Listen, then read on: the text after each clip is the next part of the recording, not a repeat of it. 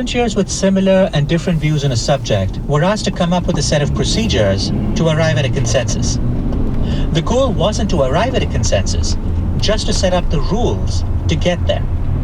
What Linda and her colleagues wanted to know is whether having moral convictions helped or hindered people as they tried to figure out how to work with one another. The researchers found that when people merely disagreed, coming up with ground rules for the conversation was easy.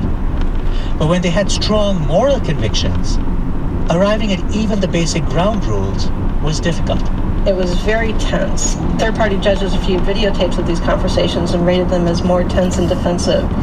And they had much greater difficulty coming up with a compromise solution to decide the issue. Interestingly enough, if the groups were high in moral conviction and all had the same opinion, they also had a problem coming up with a procedure to resolve the issue. The morally convicted groups just couldn't come up with a procedure that they were confident enough would achieve the right outcome. And so therefore couldn't come to consensus about what that procedure might be. When you look at polarization in politics today, how much of it would you attribute to the growing number of issues on which Americans have strong moral convictions? A decent amount. Compromise has become kind of a dirty word in politics. That constituencies think their members of Congress, for example, compromise, that is a failure of leadership and character. So yes, I do think that people feeling moral convictions about many of the key issues of the day is leading to challenges in achieving policy solutions that everybody can live with. So there's a profound paradox here in the story, Linda. As a country, the United States was founded on moral principles.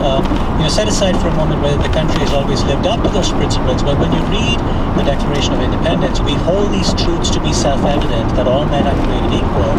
We are hearing moral conviction. It's self-evident, it needs no proof, it's categorical, it brooks no doubt. In other words, we're a country in some ways that's founded on moral conviction, but we're also a country in some ways that's foundering as a result of very strong moral convictions. How do you think about that, not just as a researcher, but as a citizen in terms of your work? How do you unpack that irony, Linda? I get asked this a great deal of the time, and that is, are moral convictions good or bad things? I would have to say I don't think I want to live in a world without moral convictions, even if sometimes they lead to things that would seem to be pretty negative. Largely because without moral convictions, I don't think you would have any desire to ever change anything, or to fight for a more just society, or to fight for very much at all. And so if we ever hope to improve our lot, I think we need morally convicted others that are willing to become politically engaged, willing to volunteer, willing to fight for those causes in order to achieve anything better than what we currently have. How do you square the circle, though? Because we've been discussing essentially this irony, which is, I, like you, would not want to live in a world where people did not have strong moral convictions. At the same time, I can see how, when tens of millions of people have very strong moral convictions about dozens of issues, it can bring compromise to a halt and ultimately be self-defeating. Do you see your work sort of reflected in the world around you when you watch the news? Well, it's certainly in the news all the time right now because we are in a very polarized place in the United States, and I think people are drawing lots of moral dividing lines. But on the other hand, you also can see lots of people are really motivated to make the world better. The response recently to police violence, for example, although complicated, nonetheless has spurred people, even in the context of a pandemic, to shout for justice. Justice Lord! Justice Lord! Justice Lord! Justice Lord! Hands up! Don't shoot! Hands up! Don't shoot! Hands up! Don't shoot! It's interesting, even given the cost of the pandemic, are very high to go out and make your voice heard at this moment. Many people nonetheless are. I can't talk to your parents. I can't talk to your grandparents. At some point, you gotta be the voice for the black people in your household. And it has to start today. Only 9 minutes. That officer set his knee on George's neck. You think they gave him 3 hours? I think what I find really interesting about your work is that looking at it from a psychological perspective allows us to get beyond the questions of, are moral convictions good or are moral convictions bad? Because in some ways, the same things that make them good are also potentially what make them bad, right? In other words, the fact that people are willing to disregard the rules, disregard norms, fight against injustice, change systems, potentially think that the end justify the means are all the reasons that good things happen as a result of moral convictions. They're also a reason why bad things happen as a result of moral convictions. What's interesting is psychologically the things driving both these things sound like they might be the same phenomena.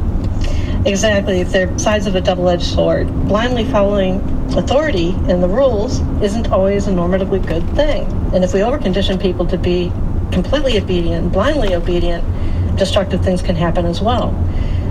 So in those cases, we want people who have the moral convictions that can allow them to resist that kind of malevolent authority. Mm-hmm. On the other hand, it's hard to imagine a civil society functioning very long if we don't have some coordination rules and basic obedience to common norms of conduct. Mm-hmm. I mean, I'm wondering when you look at your research and you look at the world, what happens if you have an election and at the end of the election your side doesn't win and you believe your side really ought to win, not just that they ought to win because they were better politically, but because they're better morally. Do you think that might prompt me to support taking extra constitutional steps to keep power? Because my commitment is now to my cause. It's not really to the rules of my country.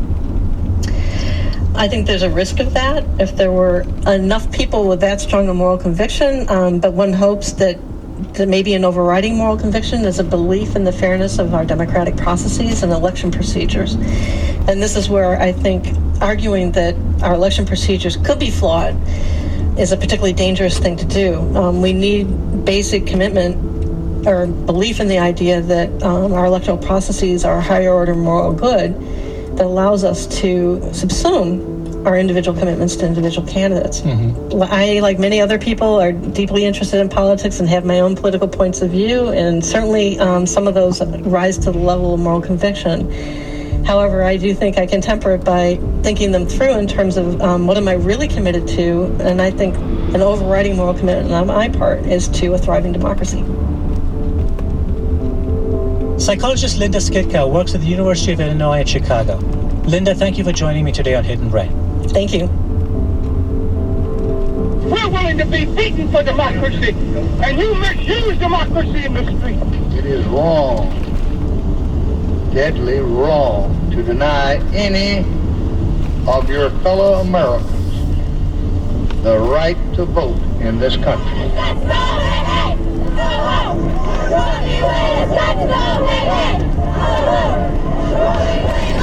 Show me what democracy looks like. This is what democracy looks like. Well, we're going to out-organize, outlast, and out-hype all the other corners. We are seeing those huge lines. A lot of people want to get out and vote early. I mean, we're not even going to try to walk through this crowd anymore like we were earlier this morning. You can see they are now piling in as the lines just opened up. I feel very strongly about this election, and I could not wait to cast my vote another minute.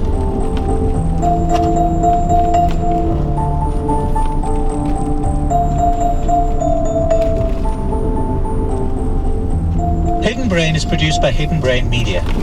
Midroll Media is our exclusive advertising sales partner. Our audio production team includes Bridget McCarthy, Laura Quirrell, Autumn Barnes, and Andrew Chadwick. Tara Boyle is our executive producer. I'm Hidden Brain's executive editor. Special thanks this week to our former producers Thomas Liu and Kat Schupnicht. Thanks for listening. I'm Shankar Vedantam. See you next week.